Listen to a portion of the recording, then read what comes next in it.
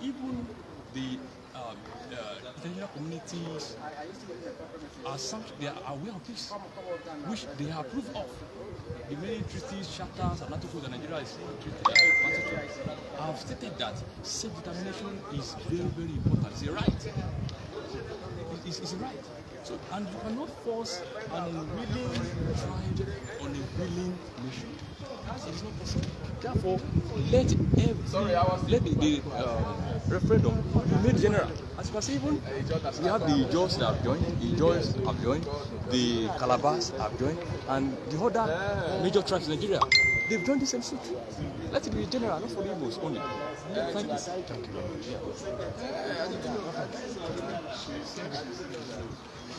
Yes, we are live at Federal High Court, Abuja, to get the update on today's court case. I'm the lead counsel of the Igbo Nation, and today supposed to be the case we refer the referendum case, which ought to come today, but unfortunately they called the office, and the case are going to 14th of March. But one interesting development happened today. You can see today that interesting development where other nations came and filed application to be joined. The Yoruba Nation has a qualified application. The Calabar came and filed. The Ijaw Nation filed. The Northern has had it already.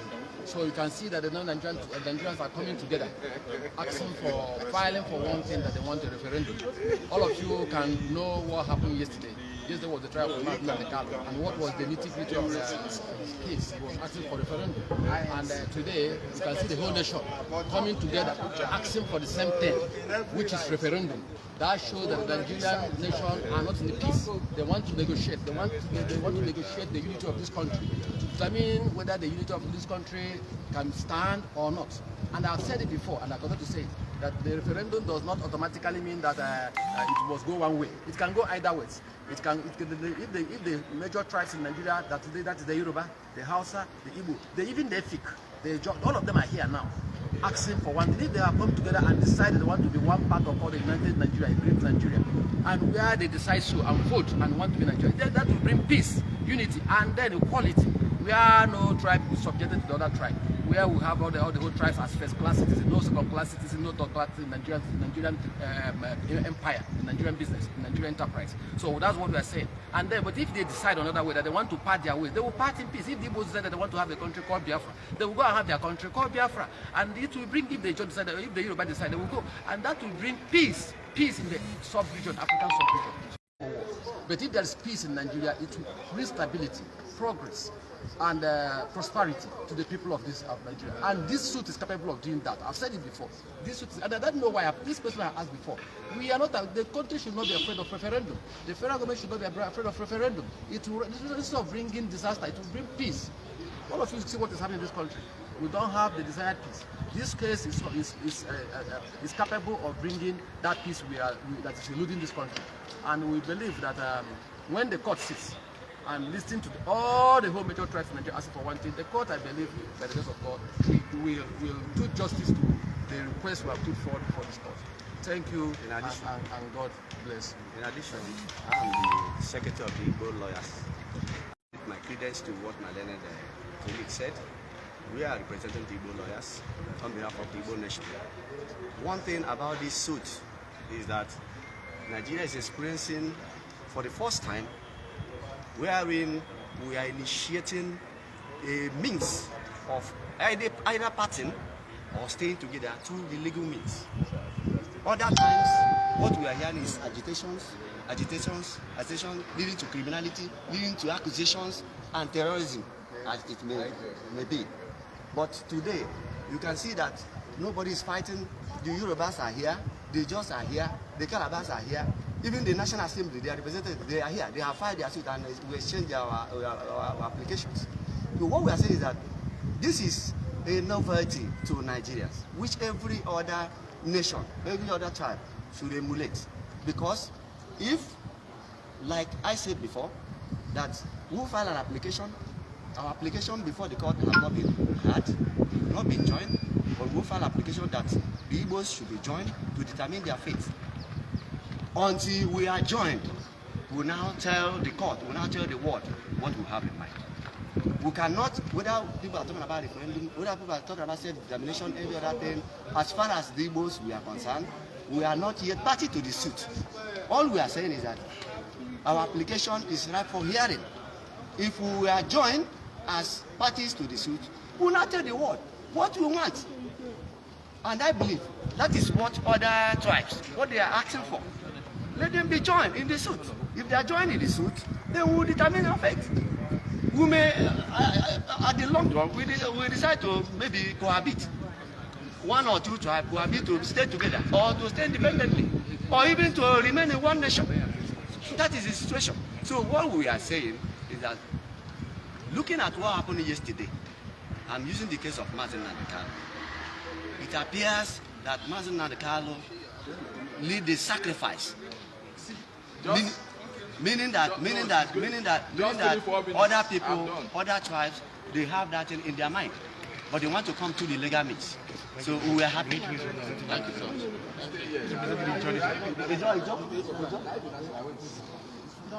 Yes. No, we are one. Basically, today, your name, we are also equally Barrister Dixon Sophia. Basically, today, the business of it today was actually for us to also take our application for joinder. We filed an application to join the suit, this particular suit. As a matter of fact, the whole essence of the suit is about self-determination.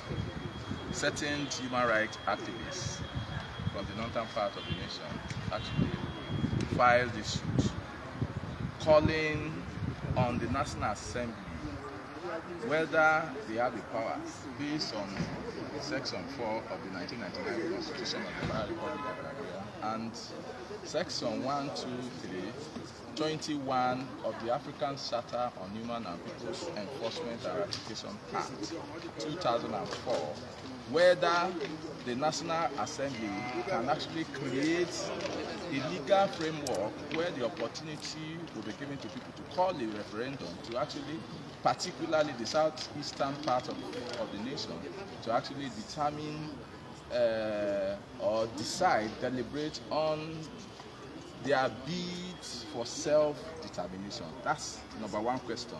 Then the number two question is basically whether or not the National Assembly also have, the powers to actually call the two houses together, to come together to, as a matter of fact, probably deliberate or decide on their bid for self-determination, that is talking about the southeastern states.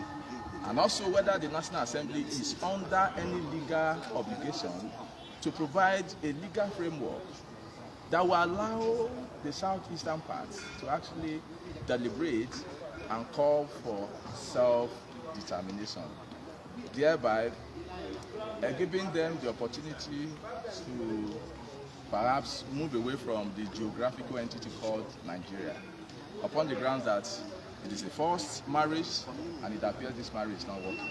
And therefore, they are agitating, based on the various agitations, they are agitating that if the National Assembly can actually answer these questions in the affirmative, then all the various ethnic groups that are involved can, as a matter of peace, move away.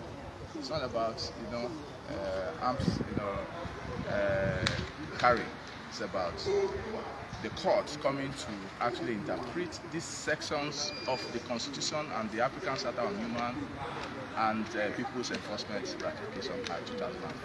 That is basically the essence of it. Unfortunately, the courts never sat, and the matter has been adjourned to 14th of March 2022 for that year.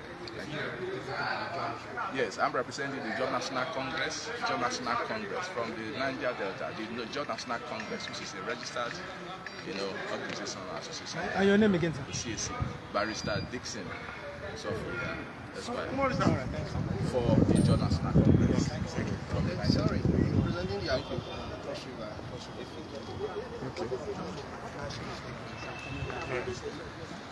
I'm Barrister Sunday Uafiko. I'm representing the Calabar province, and we are here in this matter. We have filed our process to be joined as party. We believe that this is a matter of national interest, and we want to be heard. We also don't want us to be annexed to any other party. We are calling for a referendum where every part of Nigeria can make a decision as to where they want to belong to. The vaccination people, which is made up of the ANAL, the EPO, the EFIC, the POLO,